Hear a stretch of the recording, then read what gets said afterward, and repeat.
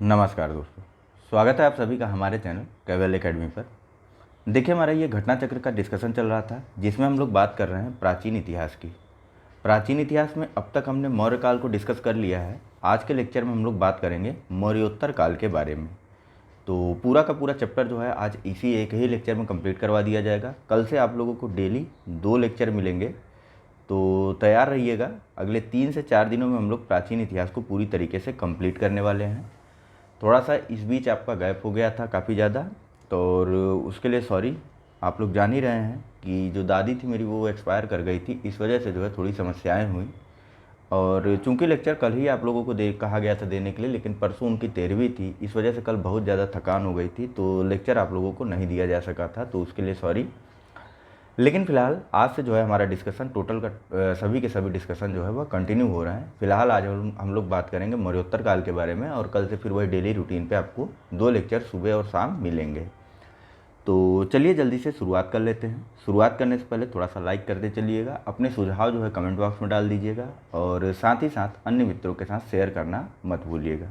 चलिए बात करते हैं पहले क्वेश्चन की, जहाँ पूछा जा रहा है कि निम्नलिखित में से किस हिंद यवन या फिर इंडो ग्रीक होता है। ठीक है, हिंद यवन होता है या फिर इंडो ग्रीक बोलते हैं इन शासकों को। ध्यान रखिएगा, आप लोग कहीं भी प्रश्न आए तो कंफ्यूज मत करिएगा। ठीक है, तो फिलहाल यहाँ प्रश्न है कि निम्नलिखित में से किस हिंद यवन शासक ने शीशे के सिक्के जारी किए थे। ए स्ट्रेटो द्वितीय, बी स्ट्रेटो प्रथम, सी डेमेट्रियस या फिर डी मेनांडर। चलिए, इसका जो सही आंसर है वह है ऑप्शन नंबर ए, स्ट्रेटो द्वितीय ने जो है शीशे के सिक्के जारी किए थे। यह एक इंडो ग्रीक शासक या फिर हिंद यवन शासक था।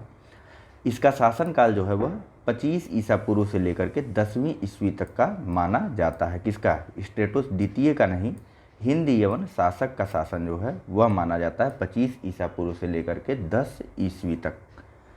नेक्स्ट, निम्नलिखित शासकों में से किसके सिक्कों पर संकर्षण एवं वासुदेव दोनों अंकित हैं। संकर्षण देखिए वह कृष्ण के भाई बलराम को बोला जाता है। ठीक है, तो बताइए किसके सिक्कों पर संकर्षण एवं वासुदेव दोनों के चित्र जो है वह अंकित हैं। ए हुविस्क, बी कनिष्क, सी समुद्रगुप्त या फिर डी अगाथोक्लीज। चलिए, इसका जो सही आंसर है वह है ऑप्शन नंबर डी, अगाथोक्लीज के सिक्कों पर संकर्षण और वासुदेव दोनों के चित्र अंकित हैं। ठीक है, देखिए अफगानिस्तान के ए खानम से, कहाँ से? अफगानिस्तान के ए खानम से अगाथोक्लीज के सिक्के प्राप्त हुए, जिन पर वासुदेव यानी कि कृष्ण और संकर्षण दोनों का चित्र उकेरा गया है। नेक्स्ट सॉरी, निम्नलिखित में से कौन सा एक अन्य तीनों के समसामयिक नहीं था। ए बिंबसार, बी गौतम बुद्ध, सी मिलिंद या फिर डी प्रसेनजीत। चलिए, इसका जो सही आंसर है वह है ऑप्शन नंबर सी, मिलिंद या फिर इसको मिनांडर भी बोला जाता है। यह एक इंडो ग्रीक यानी कि हिंद यवन शासक था, और यह बिंबसार गौतम बुद्ध या प्रसेनजीत के समकालीन नहीं था। देखिए, बिंबसार एक हर्यक वंशी या हर्यक कुल का शासक था, जिसका शासनकाल 544 से लेकर के 492 ईसा पूर्व का था। इसी का पुत्र था अजातशत्रु, और अजातशत्रु ने अपने पिता की हत्या करके सिंहासन प्राप्त किया था। ठीक है, इसके बारे में हम लोग ने बात की थी जब हम लोग मौर्य काल के बारे में बात कर रहे थे। उम्मीद है आपको याद होगा, या फिर महाजनपद काल में भी हमने इनको देखा था, चाहे वह प्रसेनजीत हों या महात्मा बुद्ध हों या फिर बिंबसार हों।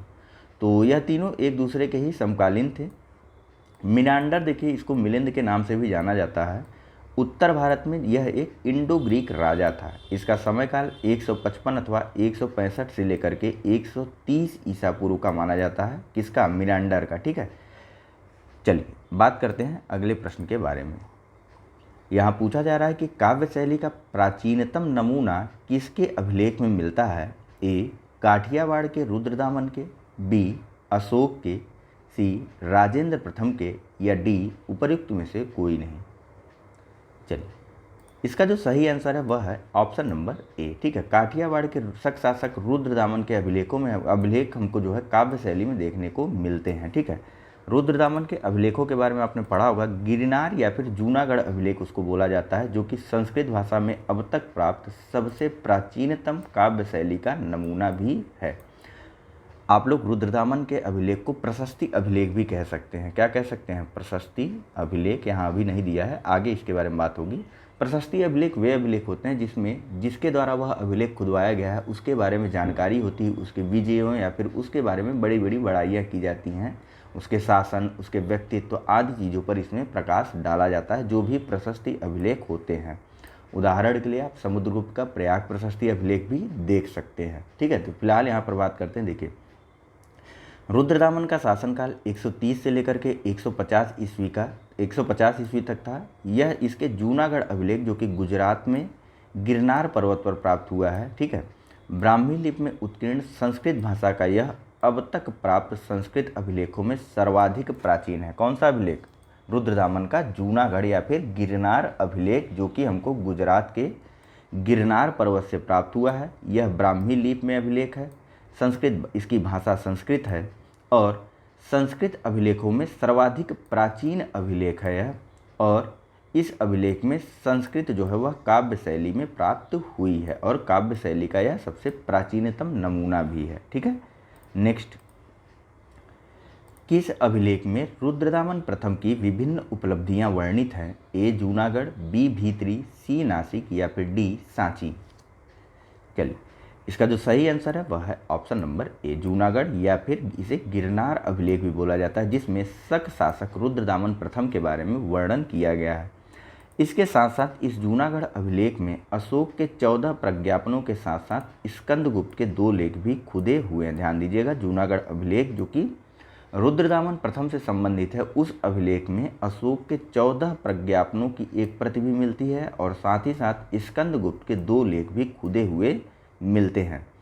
यह अभिलेख यानी कि रुद्रदामन का जूनागढ़ अभिलेख विशुद्ध संस्कृत भाषा तथा ब्राह्मी लिपि में लिखा गया है। इसमें रुद्रदामन की वंशावली, उसकी विजयों, उसके शासन, उसके व्यक्तित्व आदि पर प्रकाश डाला गया है।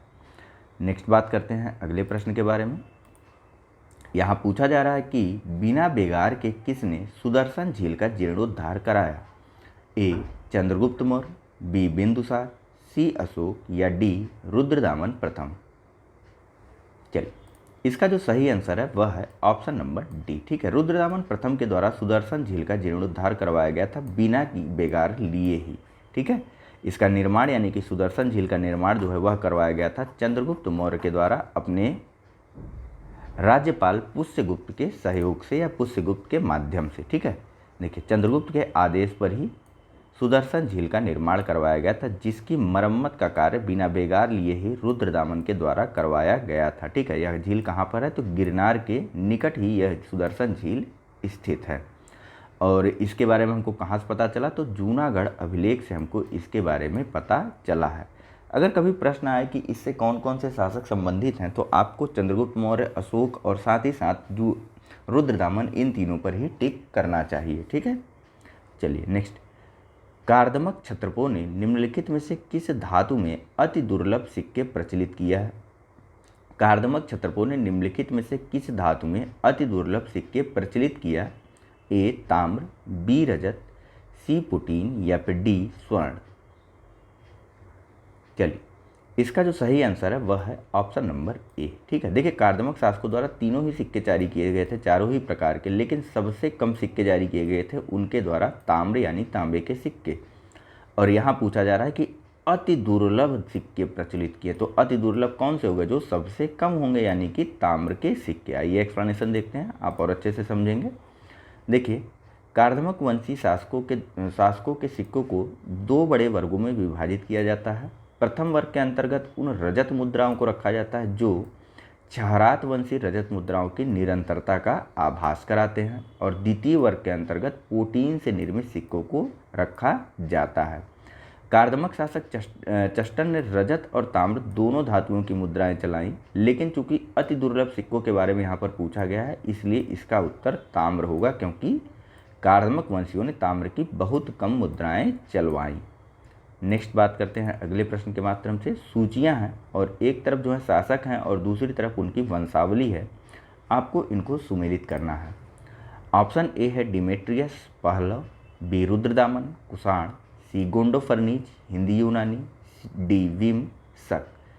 कूट है आपके पास ए 1 3 2 4, बी 4 3 1 2, सी 3 4 1 2 या डी 1 2 3 4।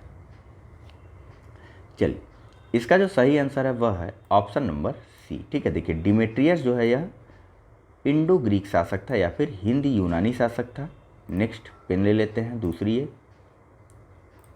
रुद्रदामन जो है आपको बताया गया कि यह एक शक क्षत्रप या फिर शक वंशी शासक था। नेक्स्ट पेन बदलते हैं हम लोग अपनी। गोंडोफर्निस जो है एक कुषाण वंशी कह रहा हूँ, गोंडोफर्निस जो है वह पहलव वंशी शासक था। और सबसे अंत में दूसरे कलर की पेन, और जो विम कटफिसेस था वह था कुषाण वंशी शासक। ठीक है, फिर से आपको बता देता हूँ, आप कंफ्यूज मत होइए, नीचे पूरी पूरी सूची दी हुई है। देखिए डिमेट्रियस जो है वह एक हिंदी यूनानी शासक था,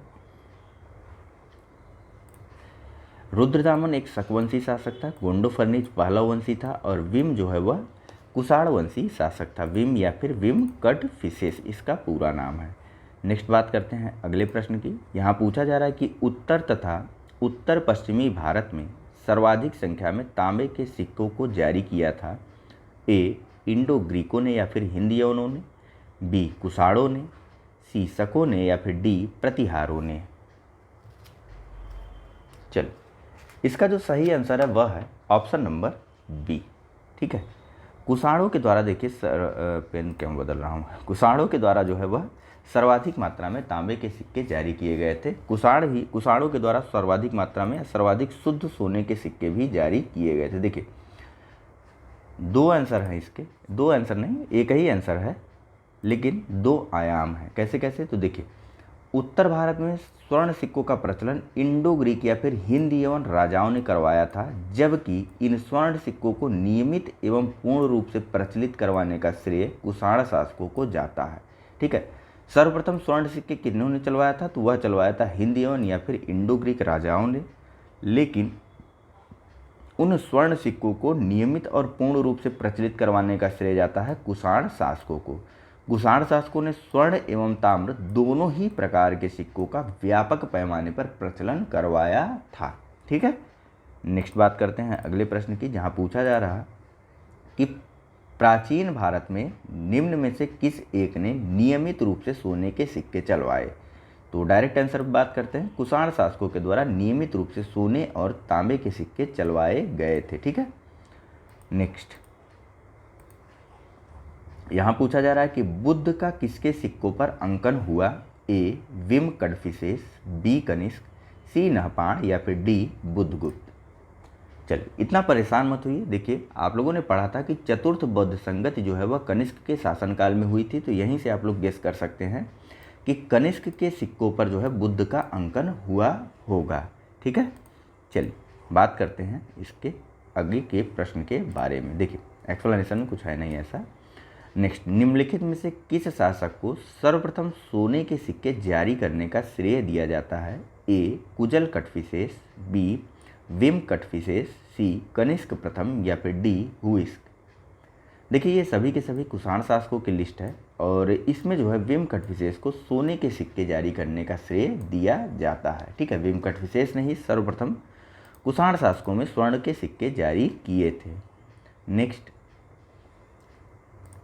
निम्नलिखित में से किसने भारत में स्वर्ण सिक्कों का प्रचलन नियमित उपयोग के लिए किया था। तो सीधे आंसर पे चलते हैं, ऑप्शन नंबर ए। ठीक है, विम कटफिसेस ने भारत में स्वर्ण सिक्कों का प्रचलन नियमित उपयोग के लिए किया था। देखिए कुषाण वंशी शासक विम कटफिसेस, जो कि कनिष्क प्रथम का पिता भी था, उसने भारत में स्वर्ण सिक्कों का प्रचलन नियमित उपयोग के लिए किया था, जबकि कुजल कटफिसेस ने तांबे के सिक्के प्रचलित करवाए थे। ध्यान दीजिएगा, विम कटफिसेस जो कि कनिष्क प्रथम का पिता था, इसके द्वारा जो है स्वर्ण सिक्कों का प्रचलन नियमित उपयोग के लिए किया गया था, जबकि कुजल कटफिसेस के द्वारा जो है तांबे के सिक्कों का प्रचलन करवाया गया था। ठीक है, नेक्स्ट बात करते हैं अगले प्रश्न के बारे में। यहाँ पूछा जा रहा है कि इनमें से किसने सर्वप्रथम व्यापक पैमाने पर स्वर्ण मुद्रा का प्रचलन किया था। तो डायरेक्ट आंसर पे चले, ऑप्शन नंबर सी। ठीक है, विम कटफिसेस के द्वारा सर्वप्रथम व्यापक मात्रा में या फिर नियमित उपयोग के लिए स्वर्ण के सिक्कों का प्रचलन किया गया था। नेक्स्ट,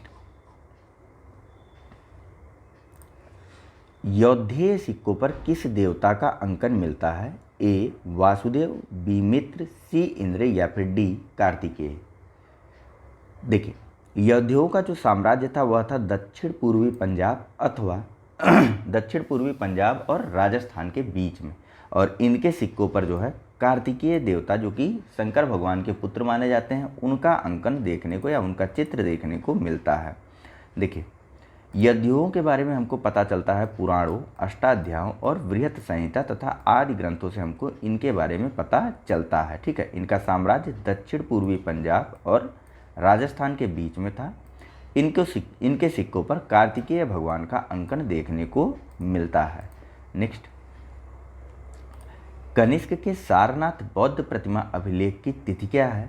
ए 78 ईस्वी सन, बी 81 ईस्वी सन, सी 98 ईस्वी सन या फिर डी 121 ईस्वी सन। चलिए, इसका जो सही आंसर है वह है ऑप्शन नंबर बी, 81 ईस्वी सन में कनिष्क के द्वारा सारनाथ में बौद्ध अभिलेख लगवाया गया था। और कहाँ से मंगवाया था इसने? तो यह मंगवाया गया था इसके द्वारा मथुरा से। ठीक है, देखिए, अपने राज्यारोहण मान लीजिए, ठीक है, जब यह शासक बना था तो उसके 3 वर्ष बाद, आप लोगों को पता है कनिष्क जो है वह 78 ईस्वी सन में शासक बन गया था, तो इसके 3 वर्ष बाद यानी कि 81 ईस्वी सन में कनिष्क जो है वह सारनाथ में एक अभिलेख स्थापित करता है। देखिए, कनिष्क के सारनाथ बौद्ध अभिलेख की तिथि 81 ईस्वी सन है।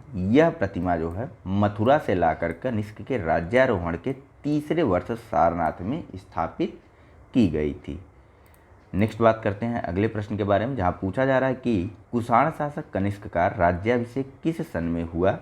ए 178 BC, बी 101 AD, सी 58 BC या फिर डी 78 AD। चलिए, इसका जो सही आंसर है वह है ऑप्शन नंबर डी। ठीक है, 78 AD या फिर 78 ईस्वी सन में कनिष्क का राज्यारोहण हुआ था या फिर राज्याभिषेक हुआ था। इस प्रश्न इसका एक्सप्लेनेशन उतना इम्पोर्टेंट नहीं है। ठीक है, नेक्स्ट, शक संवत कब प्रारंभ किया गया? ए 58 ईस्वी, बी 78 ईस्वी, सी 320 ईस्वी या फिर डी 606 ईस्वी। चलिए, इसका जो सही आंसर है वह है ऑप्शन नंबर बी। ठीक है, 78 ईस्वी में शक संवत प्रारंभ किया गया था और 57 ईसा पूर्व में जो है वह शुरू किया गया था। 57 ईसा पूर्व में शुरू किया गया था। बताइए क्या? विक्रम संवत। और इन दोनों के बीच डिफरेंस कितना है? तो इन दोनों के बीच में डिफरेंस है 135 वर्ष का। ठीक है, यानी कि यदि किसी जगह पर 57 ईसा पूर्व दिया है उसमें आप जो है क्या जोड़ेंगे? बताइए, 78 जोड़ेंगे कि घटाएंगे? थोड़ा सा सोचिए, तो अभी आगे प्रश्न आएगा। ठीक है, तो फिलहाल इसका जो सही आंसर है वह है ऑप्शन नंबर बी। एक्सप्लेनेशन देखिए, आप समझेंगे। देखिए, जैन ग्रंथों के अनुसार विक्रमादित्य, ठीक है, 57 ईसा पूर्व के उत्तराधिकारी को 135 विक्रम संवत में शकों ने पराजित कर इसके उपलक्ष्य में शक संवत चलाया। इस प्रकार इसकी प्रारंभिक तिथि 135 - 57 यानी कि 78 ईस्वी आती है। और कुषाण शासक कनिष्क को इस शक संवत का प्रवर्तक भी माना जाता है। ठीक है, यानी कि कनिष्क के राज्याभिषेक के वर्ष को ही शक संवत का वर्ष माना जाता है। देखिए, विक्रम संवत एवं शक संवत में कितने वर्षों का अंतर है? ए 57 वर्ष, बी 78 वर्ष, सी 135 वर्ष या फिर डी 320 वर्ष। फिलहाल इस तरह के प्रश्न जो है वह बहुत कम आते हैं। इसका जो सही आंसर है वह है ऑप्शन नंबर सी। ठीक है, यानी कि इसमें अगर आप लोग जो है 135 जोड़ देंगे तो आपको शक संवत मिल जाएगा। देखिए, वर्तमान कैलेंडर में 57 यदि आप जोड़ देंगे, ठीक है, जैसे मान लीजिए वर्तमान में 2021 चल रहा है तो इसमें 57 आप जोड़ देंगे तो आपको विक्रम संवत प्राप्त हो जाएगा। और अगर 2021 में 78 घटा देंगे तो आपको शक संवत प्राप्त हो जाएगा। ठीक है, यानी कि इन दोनों के बीच में अंतर कितना होगा? तो 57 और 78 आप जोड़ दीजिए, यानी कि 135 वर्ष का अंतर आपको मिलेगा। यदि विक्रम संवत है तो उसमें से आप 135 माइनस कर दीजिए, यदि शक संवत है तो उसमें आप जो 135 जोड़ दीजिए। ठीक है, चलिए देखिए, यहाँ पर पूछा जा रहा है नेक्स्ट प्रश्न में कि शक संवत पर आधारित राष्ट्रीय पांचांग या कैलेंडर का एक चैत्र ग्रेगोरियन कैलेंडर पर आधारित 365 दिन के सामान्य वर्ष की निम्नलिखित तिथियों में किस एक के तदनुरूप है? ए 22 मार्च या 21 मार्च, बी 15 मई अथवा 16 मई, सी 31 मार्च अथवा 30 मार्च, या डी 21 अप्रैल या फिर 20 अप्रैल। चलिए, इसका जो सही आंसर है वह है ऑप्शन नंबर ए। ठीक है, 22 मार्च अथवा 21 मार्च को जो है एक चैत्र पड़ता है, इसे ही हिंदू नववर्ष का शुरुआत भी माना जाता है। ठीक है, हमारा राष्ट्रीय पंचांग या फिर जो राष्ट्रीय कैलेंडर है वह शक संवत पर ही आधारित है। देखिए, चैत्र जो है वह भारतीय राष्ट्रीय पंचांग का प्रथम माह होता है। राष्ट्रीय कैलेंडर की तिथियाँ ग्रेगोरियन कैलेंडर, वो जो इंग्लिश वाला चलता है ना, जनवरी फरवरी मार्च अप्रैल, इसको ग्रेगोरियन कैलेंडर बोला जाता है। तो इसकी तिथियों से स्थायी रूप से मिलती जुलती हैं और सामान्यतः एक चैत्र जो है वह 22 मार्च को होता है और लीप वर्ष में जो है यह 21 मार्च को होता है। ठीक है, नेक्स्ट, विक्रम संवत कब से प्रारंभ हुआ? ए 78 ईस्वी, बी 57 ईसा पूर्व, सी 72 ईसा पूर्व, या फिर डी 56 ईसा पूर्व। चलिए, इसका जो सही आंसर है वह है ऑप्शन नंबर बी, 57 ईसा पूर्व में विक्रम संवत की शुरुआत हुई थी। 78 ईस्वी में जो है वह शुरुआत हुई थी शक संवत की। देखिए, विक्रम संवत के दो अन्य नाम भी हैं, इन्हें आप ध्यान रखिएगा। ठीक है, क्या क्या नाम है दो अन्य? तो एक विक्रम संवत को कभी कभी कृत संवत बोला जाता है अथवा कभी कभी विक्रम संवत को ही मालव संवत भी बोला जाता है। ठीक है, देखिए, जैन साहित्यों में महावीर के निर्माण तथा विक्रम संवत के बीच 470 वर्षों का अंतर पाया जाता है और हमने पिछले लेक्चरों में पढ़ा कि महावीर का निर्माण जो है 527 ईसा पूर्व में हुआ था और इसके अनुसार यदि हम विक्रम संवत को ज्ञात करते हैं तो 527 में से 470 घटा देने पर हमको 57 ईसा पूर्व मिल जाता है, जिसकी शुरुआत विक्रमादित्य के द्वारा की गई थी। ठीक है, नेक्स्ट, निम्नलिखित में से कौन सा वर्ष दिसंबर 2009 में शक संवत का वर्ष होगा? तो इसमें जाहिर सी बात है आप लोग जो है 78 घटा देंगे तो आपको सही आंसर मिल जाएगा। ठीक है, वर्तमान तिथि से 78 घटा देंगे, 2021 में से 78 घटा देंगे तो वर्तमान का शक संवत आपको प्राप्त हो जाएगा। फिलहाल यह प्रश्न जो है वह प्रासंगिक नहीं है आजकल के उसमें। इसका जो सही आंसर है वह है 1931। 2009 में से आप 78 घटा दीजिए। अगर आपको विक्रम संवत ज्ञात करना होता तो 2009 में आप 57 जोड़ देते। ठीक है, नेक्स्ट, कनिष्क के समकालीन निम्नलिखित नामों का अध्ययन करें और निम्नांकित उत्तर कोड के अनुसार अपना उत्तर इंगित करें। पहला अश्वघोष, दूसरा वसुमित्र, तीसरा कालिदास, चौथा कंबन। उत्तर कोड है ए 1 और 4, बी 2 और 3, सी 1 और 2, या फिर डी वे सभी। चलिए, इसका जो सही आंसर है वह है ऑप्शन नंबर सी। ठीक है, अश्वघोष और वसुमित्र आपने अगर बुद्ध काल को पढ़ा होगा या फिर जब हम धार्मिक आंदोलनों को देख रहे थे यहीं घटना चक्र के लेक्चर में, तो आपको बताया गया था अश्वघोष और वसुमित्र के बारे में और चतुर्थ बौद्ध संगत की जब हम लोग चर्चा कर रहे थे। तो चतुर्थ बौद्ध संगत कनिष्क के काल में हुई थी। जाहिर सी बात है अश्वघोष और वसुमित्र उससे ही संबंधित होंगे या उसके समकालीन होंगे, जबकि जो कालिदास थे वह गुप्त काल में थे और कंबन जो है वह 12वीं सदी के विद्वान या फिर क्या थे बताइए, अभी हम इनके बारे में देखेंगे। फिलहाल अश्वघोष कनिष्क के राजकवि थे और वसुमित्र कनिष्क के आश्रित विद्वान थे, जिनके द्वारा चतुर्थ बौद्ध संगत की अध्यक्षता भी की गई थी। नेक्स्ट, अश्वघोष किसका समकालीन था? तो जाहिर सी बात है सीधे आंसर पे चलते हैं। अश्वघोष जो है वह कनिष्क का समकालीन था और यह कनिष्क का राजकवि था। नेक्स्ट, निम्नलिखित में से कौन एक कनिष्क के दरबार से संबद्ध नहीं था? ए अश्वघोष, बी चरक, सी नागार्जुन, या फिर डी पतंजलि। चलिए, इसका जो सही आंसर है वह है ऑप्शन नंबर डी। पतंजलि जो है वह कनिष्क के दरबार से संबंधित नहीं थे। पतंजलि जो है वह एक शुंगकालीन विद्वान थे और इनके द्वारा बताइए महाभाष्य लिखा गया था। ठीक है, महाभाष्य पर अष्टाध्यायी पर महाभाष्य लिखा गया था। ठीक है, तो फिलहाल अश्वघोष, चरक और नागार्जुन, पार्श ये सभी जो है कनिष्क के दरबार से संबंधित थे और वसुमित्र भी कनिष्क से ही संबंधित था या कनिष्क का समकालीन था। देखिए, अश्वघोष, नागार्जुन, पार्श और चरक ये चारों ही कनिष्क के दरबार से संबंधित थे, जबकि पतंजलि कनिष्क के दरबार से संबंधित नहीं थे। पतंजलि ने पाणिनि की अष्टाध्यायी पर महाभाष्य की रचना की थी और महर्षि पतंजलि जो है वह शुंगकालीन विद्वान थे। ठीक है, थोड़ा सा कभी कभी कन्फ्यूजन हो जाती है। नेक्स्ट, निम्नलिखित में से कौन कनिष्क प्रथम के दरबार में नहीं गया था? ए अश्वघोष, बी पार्थ, सी वसुमित्र या फिर डी विशाखदत्त। जाहिर सी बात है, अभी ऊपर हमने अश्वघोष, नागार्जुन, पार्थ, चरक और इसके पहले वसुमित्र को भी देखा था कि ये सभी के सभी कनिष्क के समकालीन अथवा कनिष्क के राज दरबार से ही संबंधित थे। हमने नहीं देखा तो कहीं पर भी विशाखदत्त को। ठीक है, तो इसका जाहिर सी बात है सही आंसर क्या होगा? Option number D. ठीक है, देखिए बात करते हैं अगले प्रश्न के बारे में, जहां पूछा जा रहा है कि निम्नलिखित नगरों में से किसका उल्लेख कनिष्क के रबतक अभिलेख में नहीं है?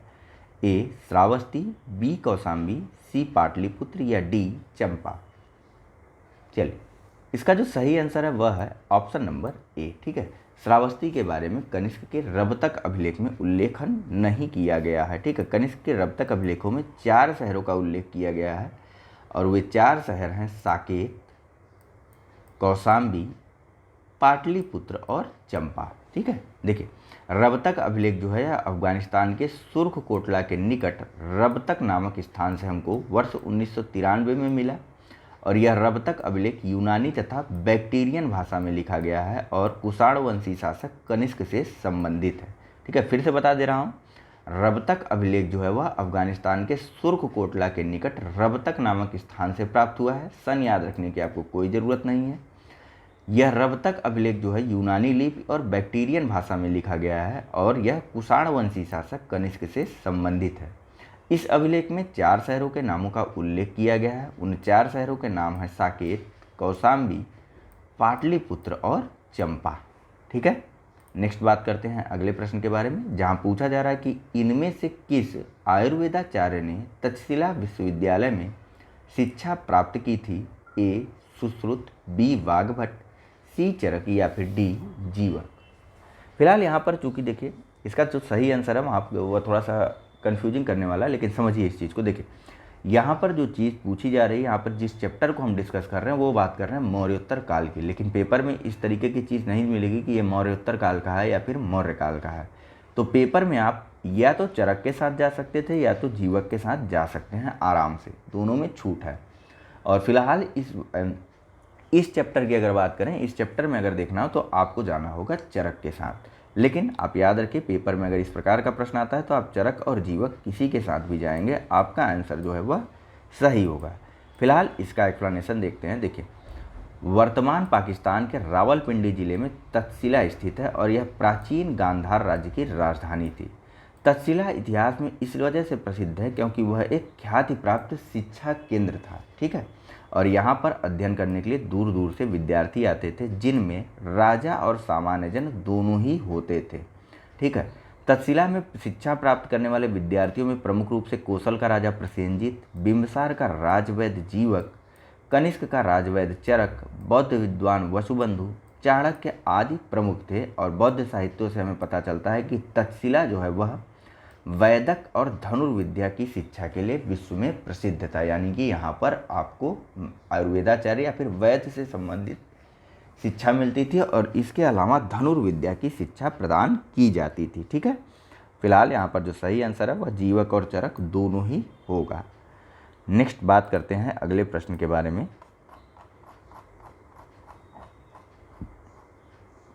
यहाँ पूछा जा रहा है कि पुष्यमित्र शुंग द्वारा 2 अश्वमेध यज्ञ किए जाने के बारे में जानकारी किस लेख से मिलती है? ए सारनाथ लेख, बी बेसनगर लेख, सी अयोध्या लेख या फिर डी हाथी गुम्फा लेख। फिलहाल इसका जो सही आंसर है वह है ऑप्शन नंबर सी, अयोध्या लेख से हमको यह जानकारी मिलती है कि जो पुष्यमित्र शुंग या शुंग वंश का जो संस्थापक था पुष्यमित्र शुंग, उसके द्वारा 2 अश्वमेध यज्ञ किए गए थे। देखिए पुष्यमित्र शुंग अंतिम मौर्य शासक बृहदत्त का सेनापति था। पुष्यमित्र शुंग के द्वारा 184 ईसा पूर्व में बृहदत्त की हत्या करके शुंग वंश की स्थापना की गई थी। और अयोध्या लेख से हमको यह भी पता चलता है कि पुष्यमित्र शुंग ने 2 अश्वमेध यज्ञ करवाए थे। ठीक है, यह एक ब्राह्मण वंश था शुंग वंश। ठीक है, नेक्स्ट यहाँ पूछा जा रहा है कि शुंग वंश के बाद किस वंश ने भारत पर राज किया? ए सातवाहन वंश, बी कुषाण या कुषाण वंश, सी कण्वा या कंडवंश या फिर डी गुप्त वंश। फिलहाल इसका जो सही आंसर है वह है ऑप्शन नंबर सी, शुंग वंश के बाद भारत पर कण्वा या कंडवंश के शासक के द्वारा शासन किया गया था। देखिए, शुंग वंश के अंतिम राजा देवभूत को जो है उसके अमात्य वासुदेव ने जो है वह मार दिया था। ठीक है, देखिए शुंग वंश के अंतिम राजा देवभूत जो है अपने अमात्य वासुदेव के षड्यंत्रों द्वारा मार डाला गया। वासुदेव ने जिस नवीन राजवंश की नींव डाली वह कंडव या फिर कंडवायन नाम से जाना जाता है। इसे कण्वा राजवंश भी कहा जाता है। ठीक है, और शुंगों के समान ही यह वंश भी ब्राह्मण वंश था। नेक्स्ट, यहाँ पूछा जा रहा है कि निम्नलिखित में से कौन सा शासक वर्ण व्यवस्था का रक्षक कहा जाता है? ए पुष्यमित्र शुंग, बी खारवेल, सी गौतमी पुत्र सातकर्णी, डी वासुदेव या फिर ई समुद्रगुप्त। फिलहाल इसका जो सही आंसर है वह है ऑप्शन नंबर सी, गौतमी पुत्र सातकर्णी को वर्ण व्यवस्था का रक्षक माना जाता है। इसने स्वयं को चातुर्य वर्ण रक्षक भी कहा है। इसके द्वारा कहा जाता है, देखिए सातवाहन वंश का यह शासक था गौतमी पुत्र सातकर्णी, जिसके 2 अभिलेख प्रसिद्ध हैं। फिलहाल इसके अभिलेखों के बारे में भी आगे आएगा प्रश्न, तो वहाँ देखेंगे। देखिए यहाँ पर पहले सातवाहन शासक गौतमी पुत्र सातकर्णी ने कहा कि उसने विच्छिन्न होते चातुर्य वर्ण यानी कि 4 वर्णों वाली व्यवस्था को फिर से स्थापित किया और वर्ण संकर यानी कि वर्णों और जातियों के सम्मिश्रण को रोका। इसी कारण गौतमी पुत्र सातकर्णी को वर्ण व्यवस्था का रक्षक माना जाता है। नेक्स्ट, यहाँ पूछा जा रहा है कि मौर्यों के बाद दक्षिण भारत में सबसे प्रभावशाली राज्य था। ध्यान दीजिएगा, दक्षिण भारत में सबसे प्रभावशाली राज्य था। ए सातवाहन, बी पल्लव, सी चोल, डी चालुक्य। इसका जो सही आंसर है वह है ऑप्शन नंबर ए। ठीक है, मौर्यों के बाद दक्षिण भारत में सबसे प्रभावशाली जो वंश था या राज्य था वह था सातवाहनों का वंश या फिर राज्य। सातवाहनों को या फिर देखिए, मौर्यों के बाद दक्षिण भारत में सबसे प्रभावशाली राज्य सातवाहनों का था। पुराणों में इस वंश के संस्थापक यानी सातवाहन वंश के संस्थापक का नाम सिंधुक, सिमुक या फिर सिप्रक दिया गया है। ठीक है, जिसने कंड वंश के राजा सुशर्मा का वध करके अपना शासन स्थापित किया था। ठीक है, नेक्स्ट, सिमुक निम्न वंशों में से किसका संस्थापक कहा जाता है? तो सीधे आंसर पर चलते हैं, सातवाहन वंश का संस्थापक कहा जाता है सिमुक को। सिमुक के अन्य नाम सिंधुक या सिप्रक भी मिलते हैं। इसके द्वारा कंडवंश के शासक कंडवंश के राजा सुशर्मा का वध करके सातवाहन वंश की स्थापना की गई थी। ठीक है, नेक्स्ट बात करते हैं अगले प्रश्न के बारे में, जहां पूछा जा रहा है कि किस चीनी जनरल ने कनिष्क को हराया था?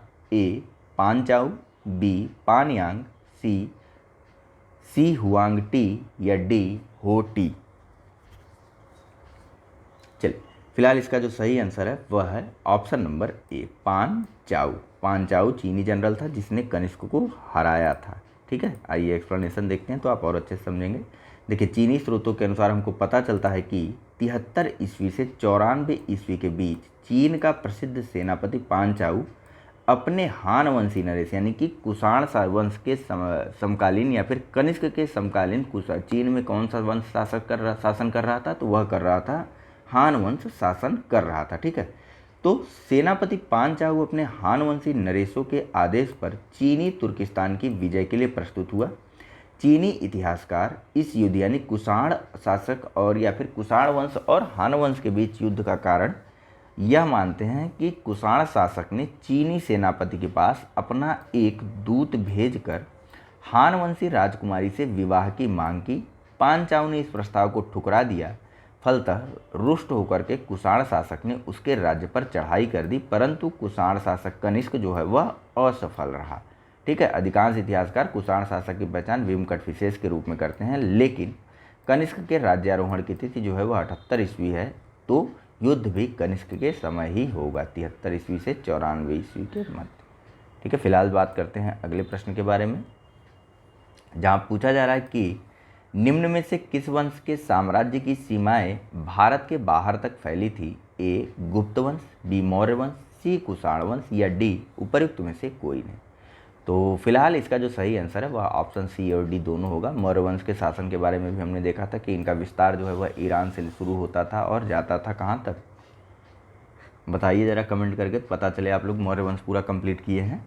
और कुषाण वंश के शासन के बारे में अभी हम लोग देखते हैं। इनका शासन भी उत्तरी चीन के तुर्फान प्रांत से शुरू होता था और मध्य एशिया से लेकर के दक्षिण पूर्व में भी, देखिए यहाँ पर देखिए तो आप समझेंगे। देखिए मौर्य और कुषाण दोनों साम्राज्यों की सीमाएं भारत के बाहर तक विस्तृत थी। सेलूकस से संधि होने के पश्चात मौर्य साम्राज्य की सीमा पश्चिम में अफगानिस्तान तक विस्तृत थी। काबुल, कांधार आदि मौर्य साम्राज्य के भाग थे। तो वहीं कुषाण वंश के साम्राज्य की सीमाएं भारतीय उपमहाद्वीप से बाहर तक फैली थी। कुषाण शासक कनिष्क की सीमाएं उत्तर में चीन के तुर्फान एवं मध्य एशिया से लेकर दक्षिण में विंध्य पर्वत तक तथा पश्चिम में उत्तरी अफगानिस्तान से लेकर के पूर्व में पूर्वी उत्तर प्रदेश तथा बिहार तक विस्तृत थी। ठीक है, यानी कि कुछ इस प्रकार से बनेगा। चीन के तुर्फान प्रांत और मध्य एशिया इसका उत्तरी सीमा था कुषाण वंश का। ठीक है, कुषाण वंश की दक्षिणी सीमा जो थी वह थी विंध्य पर्वत की, और कुषाण वंश की जो पश्चिमी सीमा थी वह थी अफगानिस्तान का उत्तरी भाग, और कुषाण वंश की जो पूर्वी सीमा थी वह थी पूर्वी उत्तर प्रदेश और बिहार प्रांत। ठीक है, चलिए बात करते हैं अगले प्रश्न के बारे में, जहां पूछा जा रहा है कि बाल विवाह की प्रथा आरंभ हुई ए मौर्य काल में, बी कुषाण काल में, सी गुप्त काल में, या फिर डी हर्षवर्धन के काल में। फिलहाल इसका जो सही आंसर है वह है ऑप्शन नंबर बी, बाल विवाह की प्रथा या फिर स्त्रियों में उपनयन संस्कार का अंत, यह सभी जो है कुषाण काल में शुरू हो गया था। यानी कि हम लोग कह सकते हैं कि स्त्रियों की स्थिति वह निम्न होती चली गई थी कुषाण काल में। देखिए कुषाण काल में बाल विवाह की प्रथा आरंभ हो गई थी। स्त्रियों में उपनयन की समाप्ति और बाल विवाह के प्रचलन ने उसे समाज में अत्यंत निम्न स्थान पर ला दिया था। कुषाण काल में यानी कि प्रथम शताब्दी ईस्वी में, ईसा पूर्व नहीं ईस्वी, ठीक है, प्रथम शताब्दी ईस्वी में विवाह की आयु को कम करके 8 से 10 वर्ष की आयु की कन्या को विवाह के लिए उपयुक्त माना जाने लगा था। नेक्स्ट, निम्नलिखित युग्मों में से कौन सा एक सही सुमेलित है? ए हड़प्पा सभ्यता चित्रित धूसर मृदबांड, बी कुषाण गांधार कला शैली, सी मुगल अजंता चित्रकारी, या डी मराठा पहाड़ी चित्र शैली। फिलहाल इसका जो सही आंसर है वह है ऑप्शन नंबर बी। ठीक है, कुषाणों के काल में गांधार कला शैली और मथुरा कला शैली दोनों शैलियों का विकास हुआ था। हड़प्पा सभ्यता में चित्रित नहीं धूसर मृदबांड मिलते हैं। चित्रित धूसर मृदबांड आपको आर्यों के काल में देखने को मिलेगा। मुगलों के समय में पहाड़ी चित्रकारी का उदय हुआ था, या फिर मुगलों के बाद आप लोग देखेंगे पहाड़ी चित्र शैली का उदय। तो अजंता चित्रकारी बताइए किसके शासनकाल में हुई थी? फिलहाल चलते हैं अगले प्रश्न पर। ठीक है, देखिए गांधार कुषाणों के समय में 2 स्वतंत्र शैलियों का विकास हुआ था, एक तो गांधार शैली और दूसरी थी मथुरा शैली।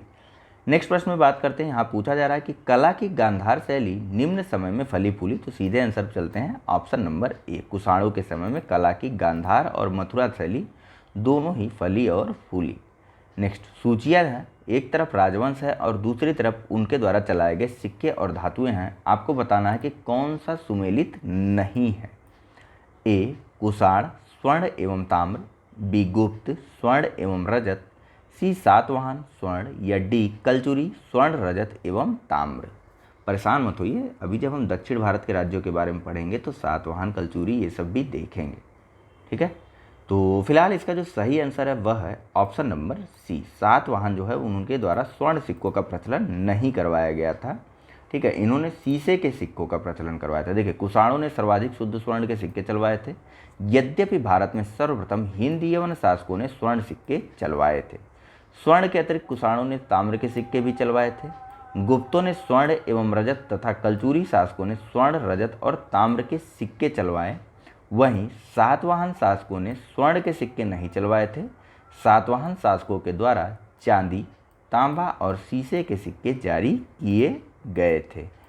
नेक्स्ट प्रश्न के बारे में बात करते हैं। यहाँ पर भी सूचियाँ दी हुई हैं, एक तरफ जो है विभिन्न तथ्य दिए हुए हैं और दूसरी तरफ उनसे संबंधित शासकों के नाम दिए हुए हैं। तो ए गांधार कला मीनांडर, बी जूनागढ़ शिलालेख पतिक, सी मिलिंद पन्हु कुषाण या फिर डी तक्षशिलालेख रुद्रदामन प्रथम।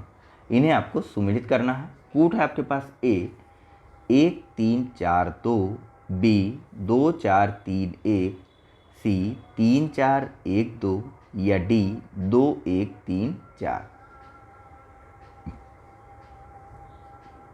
चलिए, फिलहाल इसका जो सही आंसर है वह है ऑप्शन नंबर सी 3-4-1-2।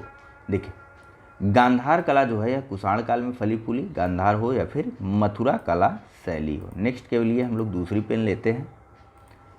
जूनागढ़ शिलालेख या गिरनार शिलालेख से जो है रुद्रदामन प्रथम संबंधित है। नेक्स्ट पेन लेते हैं। मिलिंद पन्हो को जो है या मिलिंद पन्हो जो है या मिलिंद या फिर मिनांडर से संबंधित है। वहीं तक्षशिला लेख जो है यह संबंधित है किससे बताइए। अब एक ही ऑप्शन बचाना भाई, क्यों इतना परेशान हो रहे हैं। तक्षशिला लेख जो है यह संबंधित है पतिक से। ठीक है, चलिए अभी एक बार फिर से पूरी सूची में बता देता हूँ आपको। देखिए, गांधार कला जो है यह कुषाणों से संबंधित है। जूनागढ़ शिलालेख रुद्रदामन प्रथम का है, तो मिलिंद पन्हो मिनांडर से संबंधित है। और तक्षशिला लेख जो है यह पतिक से संबंधित है। पेन फिर से वही ब्लू वाली ले लेते हैं हम लोग, थोड़ा सा और डार्क। यहाँ पूछा जा रहा है कि अफगानिस्तान का बामियान प्रसिद्ध था। ए हिंदू मंदिर के कारण, बी हाथी दांत के काम हेतु, सी स्वर्ण सिक्कों के टंकण हेतु या फिर डी बुद्ध प्रतिमा के लिए। चलिए, इसका जो सही आंसर है वह है ऑप्शन नंबर डी। बुद्ध की प्रतिमाओं के लिए अफगानिस्तान का बामियान प्रांत प्रसिद्ध था। हालांकि जब वहाँ पर तालिबानियों का शासन हुआ तो उनके द्वारा जो है इन बुद्ध प्रतिमाओं को नष्ट करवा दिया गया था। ठीक है, लेकिन हाल फिलहाल में कुछ बुद्ध प्रतिमाओं का पुनः निर्माण वहाँ पर किया गया है वर्तमान अफगानिस्तान सरकार के द्वारा। ठीक है, तो फिलहाल और तो कुछ खास है नहीं।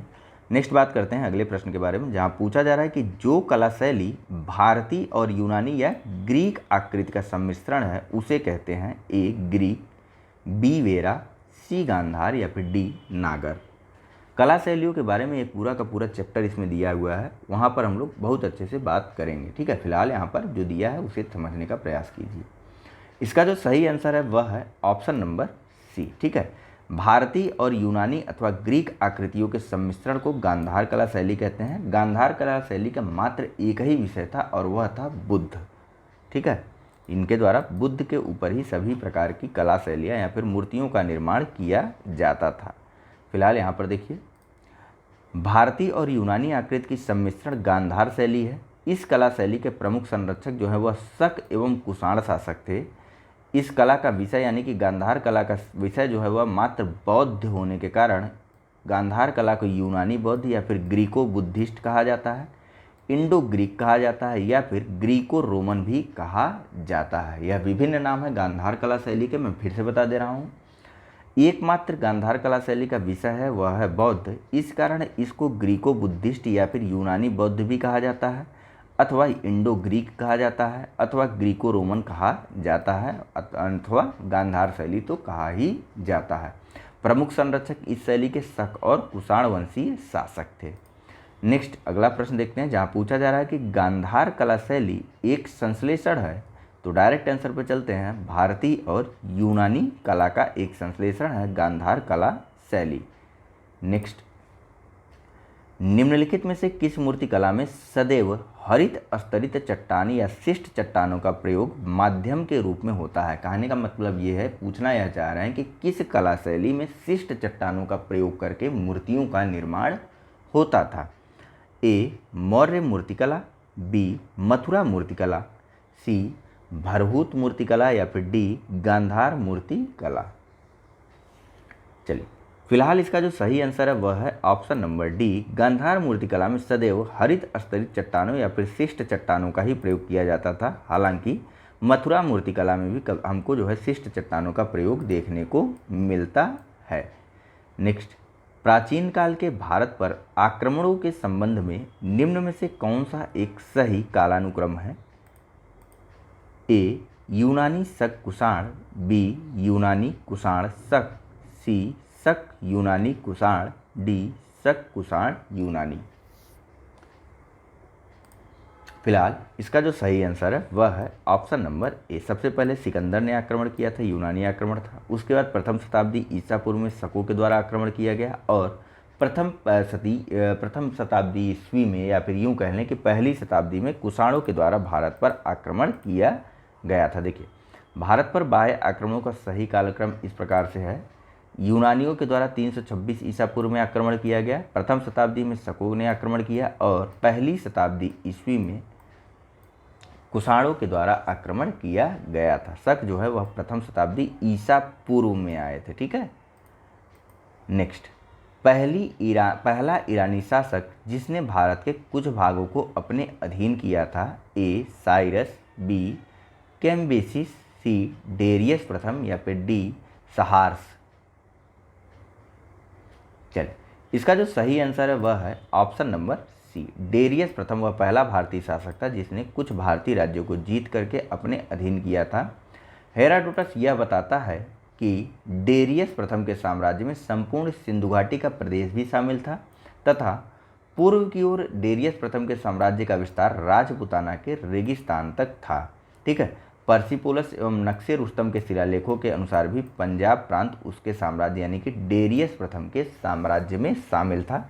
डेरियस प्रथम का शासनकाल 522 से लेकर के 486 ईसा पूर्व का माना जाता है और यह पहला ईरानी शासक था जिसने भारत के कुछ भागों को अपने अधीन किया था।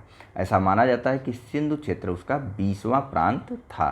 फिलहाल इनके बारे में हमने पिछले लेक्चरों में डिस्कस भी किया है। नेक्स्ट, निम्न राजवंशों में सबसे पुराना राजवंश था। ए चालुक्य, बी पल्लव, सी राष्ट्रकूट या फिर डी सातवाहन। चलिए, फिलहाल इसका जो सही आंसर है वह है ऑप्शन नंबर डी सातवाहन वंश जो है वह सर्वाधिक प्राचीन है दिए गए राजवंशों में। देखिए, कुछ स्रोतों से हमको पता चलता है कि जो सातवाहन वंश का संस्थापक था वह सिमुक था और इसके अनुसार ऐसा माना जाता है कि इसका समय काल 200 ईसा पूर्व था। लेकिन हमको कुछ स्रोतों से यह भी पता चला कि कंडवंश के अंतिम शासक सुशर्मा के समकालीन ही था यह सिंधुक या सिमुक अथवा सिप्रक, यानी कि 60 ईसा पूर्व।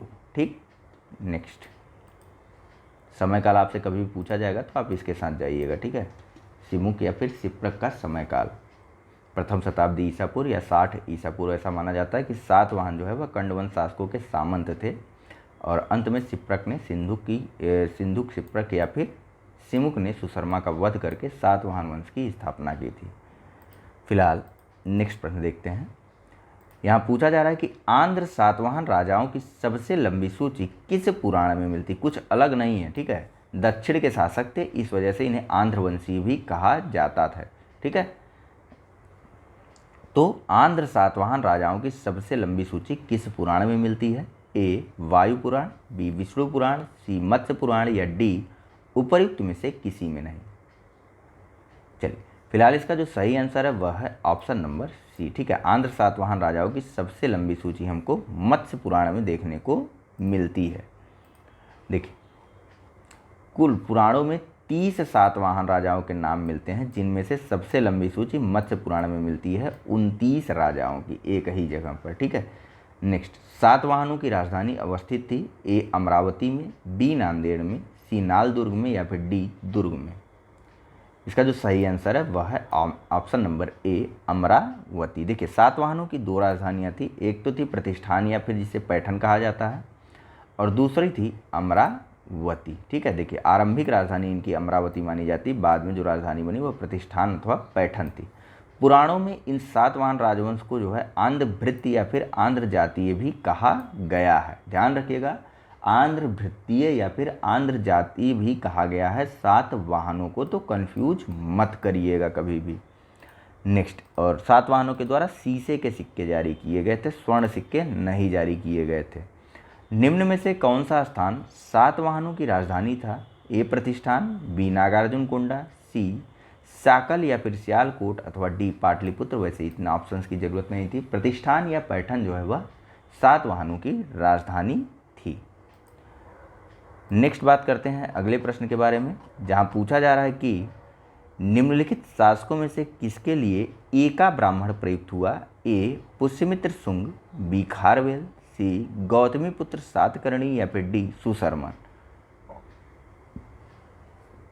चलिए फिलहाल इसका जो सही आंसर है वह है option number C. Gautamiputra Satakarni के लिए एका ब्राह्मण शब्द का प्रयोग किया गया है। देखिए सातवाहन शासक गौतमीपुत्र सातकर्णी को उसके नासिक अभिलेख में एका ब्राह्मण कहा गया है, जिसका तात्पर्य होता है या जिसका अर्थ होता है अद्वितीय ब्राह्मण अथवा ब्राह्मणों का एकमात्र रक्षक।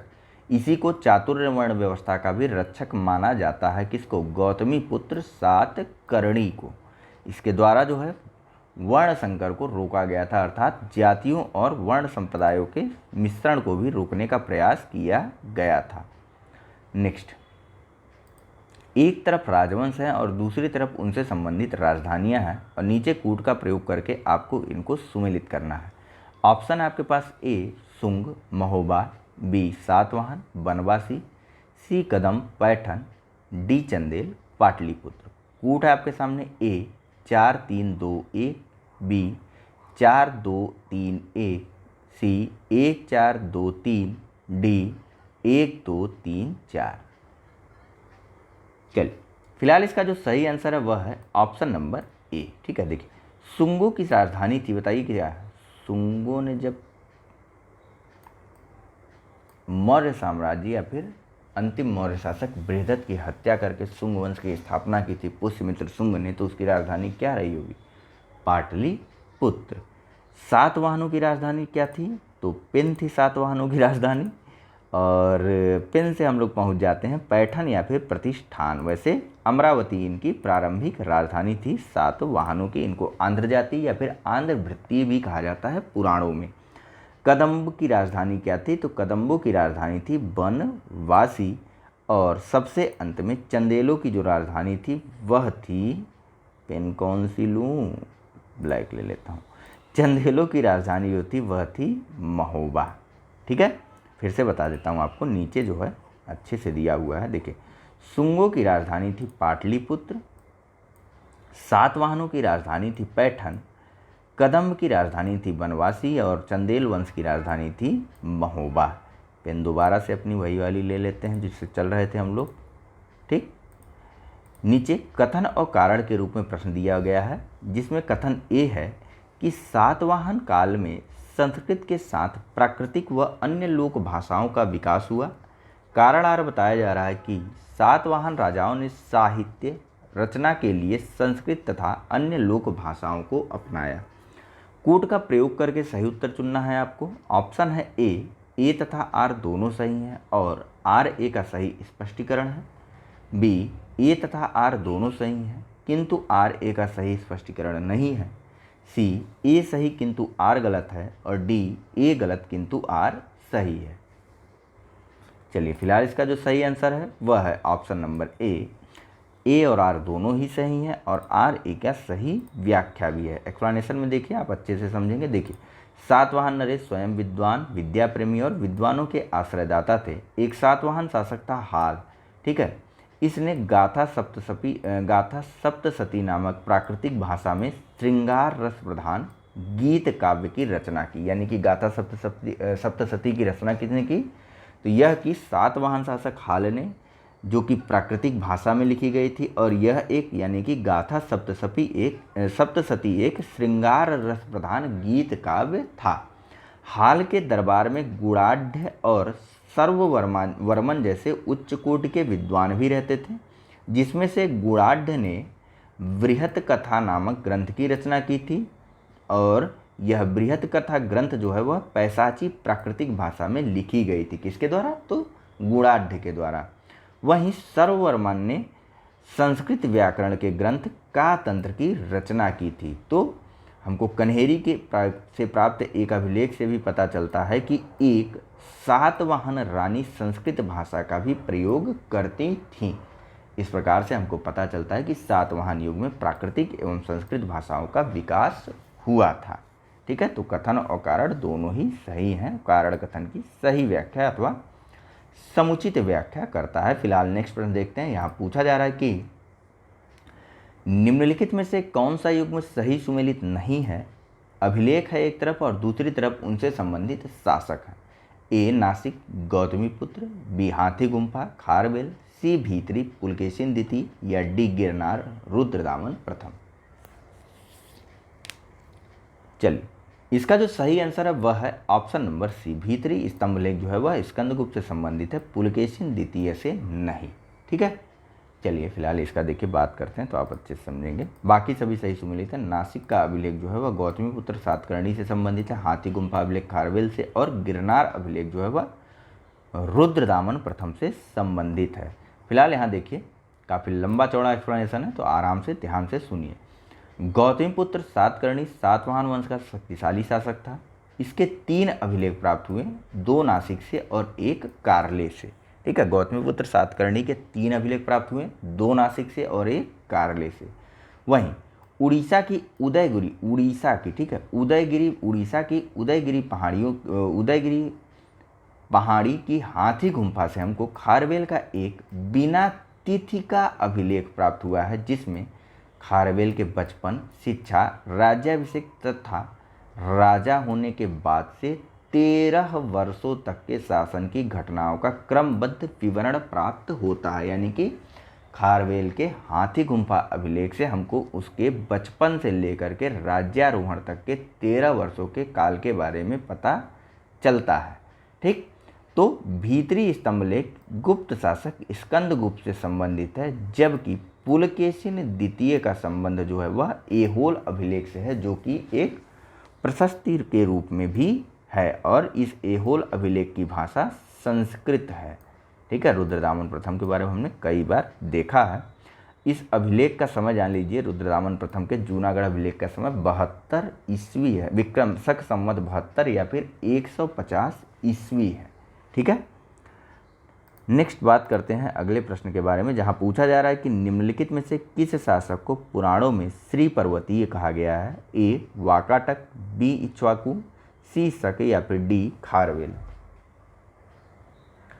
चलिए फिलहाल इसका जो सही आंसर है वह है ऑप्शन नंबर बी, इक्ष्वाकु वंशी शासकों को जो है पुराणों में श्री पर्वतीय भी कहा गया है, अथवा इनको आंध्रभृत्य या आंध्रों का नौकर भी कहा जाता है। ऐसा माना जाता है कि ये जो है सातवाहनों के सामंत थे। ठीक है, देखिए इक्ष्वाकु वंश के शासकों को पुराणों में श्री पर्वती या श्री पर्वत शासक कहा गया है तथा आंध्रभृत्य अथवा आंध्रों का नौकर भी कहा गया है। पहले जो है इक्ष्वाकु वंशी शासक जो है वे सातवाहनों के सामंत थे, किंतु बाद में सातवाहन साम्राज्य के प्रथम पतन होने के बाद इन्होंने अपने आप को स्वतंत्र घोषित कर दिया था, और इस इक्ष्वाकु वंशीय शासन के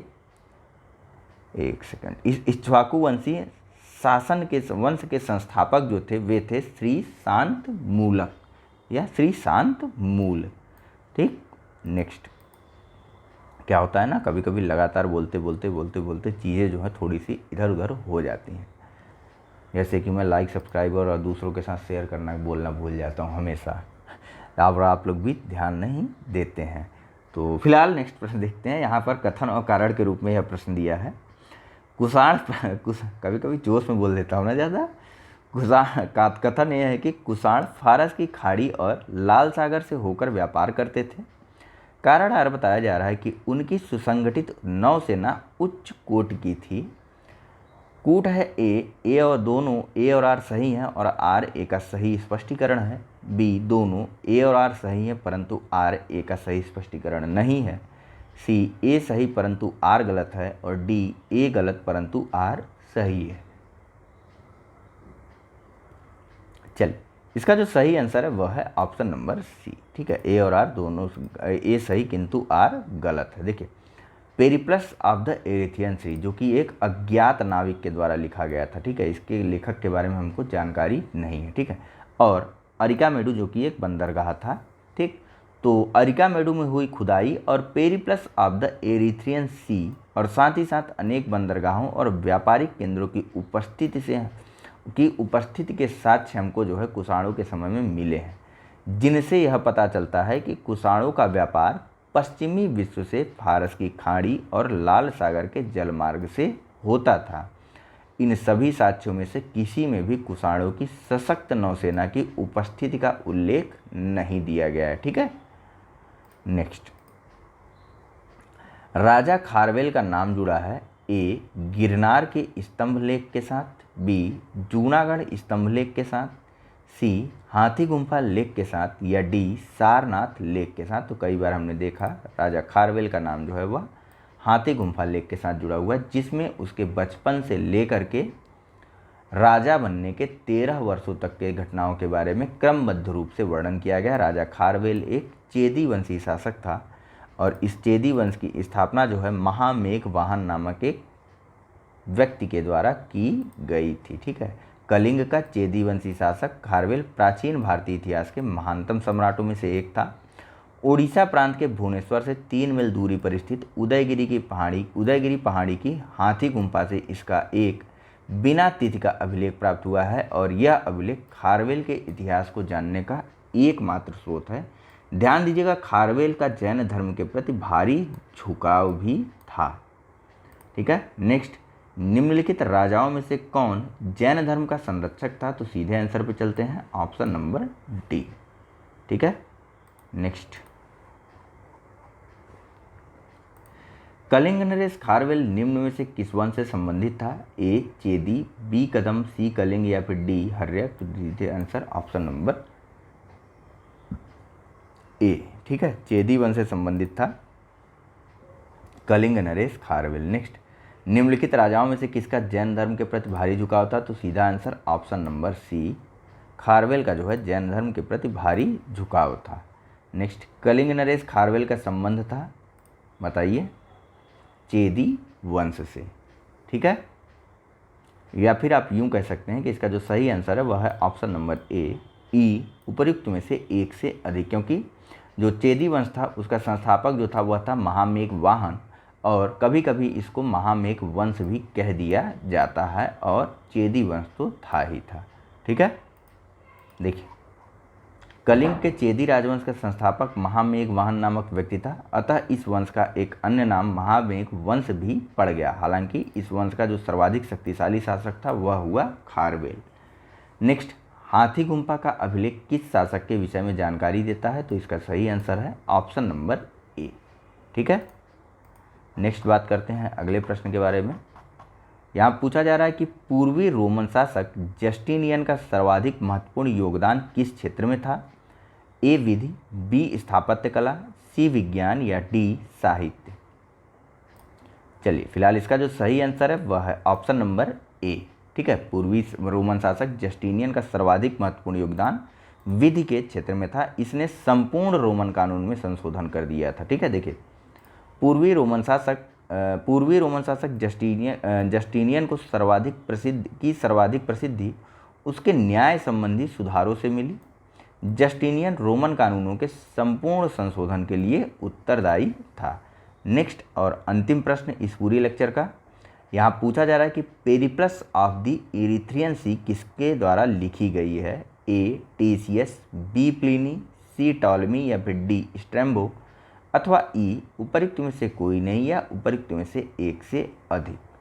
फिलहाल इसका जो सही आंसर है वह है ऑप्शन नंबर ई, उपर्युक्त में से कोई नहीं। आपको पहले ही बताया गया कि यह एक अज्ञात नाविक के द्वारा लिखी गई पुस्तक थी।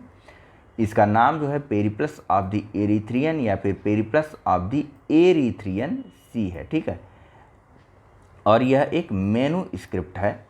यह रोमन मिस्र बंदरगाहों से नेविगेशन और व्यापार के अवसरों का वर्णन करने वाली पुस्तक है, और इसे लगभग 60 ईस्वी में अलेक्जेंड्रिया के एक अनाम नाविक के द्वारा लिखा गया था। इस पुस्तक में भारत से आयात तथा निर्यात की जाने वाली वस्तुओं का भी उल्लेख किया गया है। ठीक है, अपने नेक्स्ट लेक्चर में हम लोग बात करेंगे। फिलहाल इस लेक्चर में इतना ही है। Thank you very much for discussion. Next lecture में हम लोग बात करेंगे गुप्त एवं गुप्तोत्तर युग के बारे में। इसको भी कल के कल ही कंप्लीट करवा दिया जाएगा। तो फिलहाल इस लेक्चर में इतना ही है। Thank you very much for discussion. Channel को लाइक, सब्सक्राइब और शेयर करना मत भूलिएगा। धन्यवाद।